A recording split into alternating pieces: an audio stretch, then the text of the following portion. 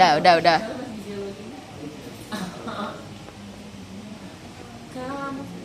Ya, sebelumnya Assalamualaikum warahmatullahi wabarakatuh. Waalaikumsalam warahmatullahi wabarakatuh. Perkenalkan, kamu dari kelompok 2 yang akan menjelaskan tema pengamatan kita tentang ini materi kita apa? Cerpen. Ya, boleh next. Sebelumnya kita perkenalan dulu sebelum kita memulai penjelasan. Kenalin, nama saya Adi Aulia.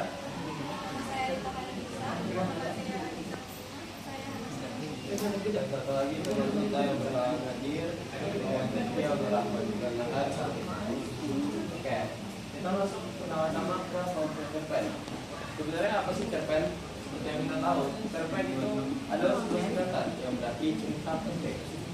Cerita pendek adalah karya sastra berbentuk prosa yang menyajikan sebuah kisah yang singkat. Biasanya berfokus pada satu tokoh atau satu konflik utama.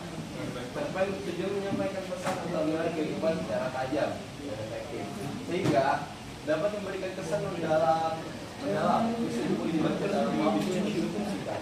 Beda dengan cerpen umumnya tidak lebih dari 10.000 kata dan menggambarkan sepenggal kehidupan tokoh yang penuh makna.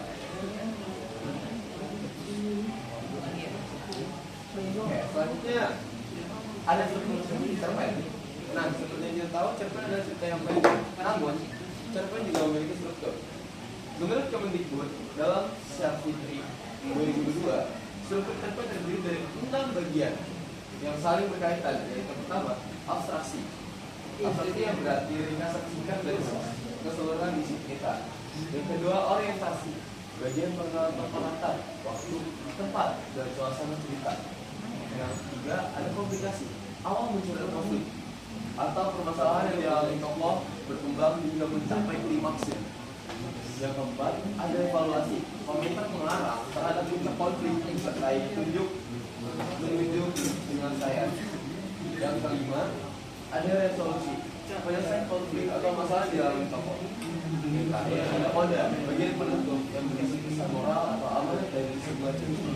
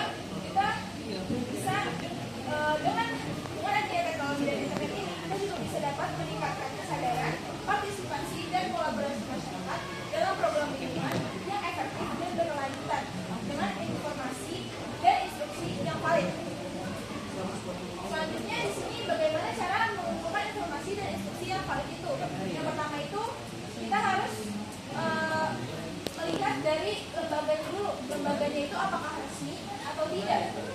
Contohnya itu yang resminya itu ada di HLHK atau Dinas Lingkungan Hidup DKI atau Greenpeace, yang di situ tuh udah menyajikan edukasi, kampanye, dan info terkini tentang lingkungan. Yang lain itu kita juga bisa langsung pengamatan langsung ke daerahnya.